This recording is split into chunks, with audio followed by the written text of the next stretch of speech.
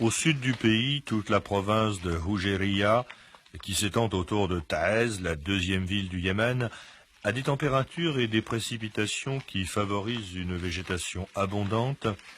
Elle est donc tout naturellement devenue le grand espoir agricole du Yémen et le gouvernement y a créé des coopératives pour encourager l'agriculture et l'élevage.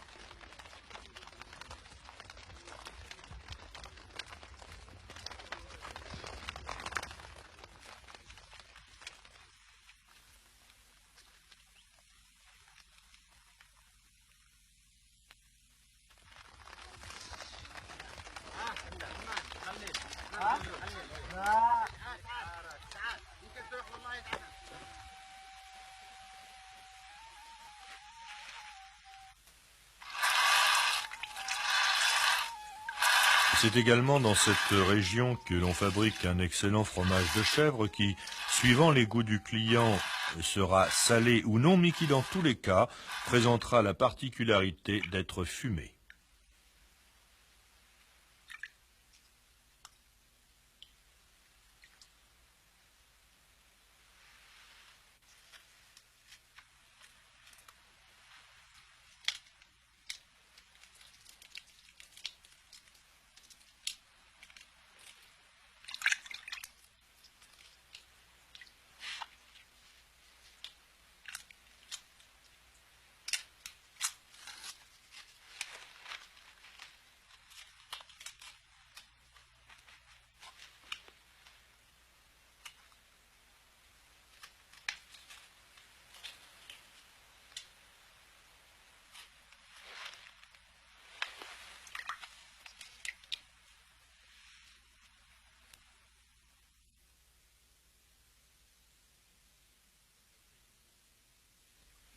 Chaque région du pays, chaque province, toutes les vallées, les moindres petits villages possèdent leur caractère propre que l'on retrouve dans le visage de ces femmes des montagnes qui, suivant l'endroit, offrent une infinie variété de costumes.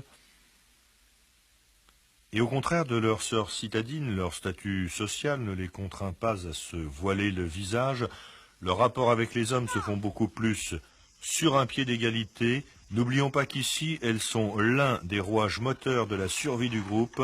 En tant que telles, elles ont donc leur mot à dire et elles le disent.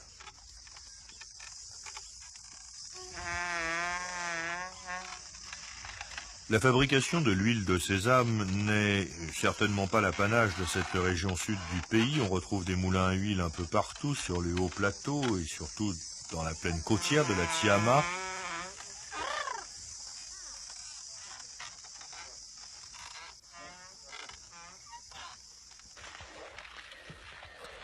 Ces femmes, lorsqu'elles en ont terminé avec le transport du bois et de l'eau, elles se rassemblent pour moudre les grains de doura, de sorgho, avec la pâte desquels elles vont confectionner des galettes et du pain qui formeront la base alimentaire des populations rurales du Yémen.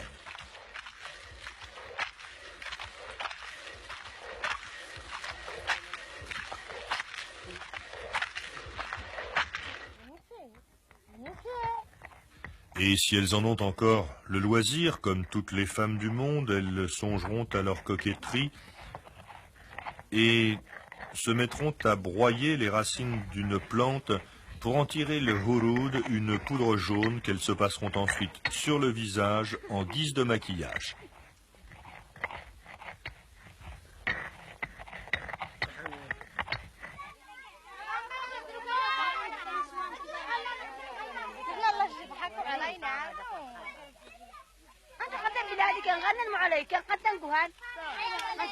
Toujours dans cette province de Houjéria, non loin de Taïz, près du gros bourg de Tourba, dans 4 ou 5 villages, les femmes confectionnent encore de merveilleuses robes qui sont entièrement brodées à la main, devant et derrière, depuis l'encolure jusqu'au niveau des chevilles. Et un tel vêtement leur demandera plusieurs mois de travail consécutif.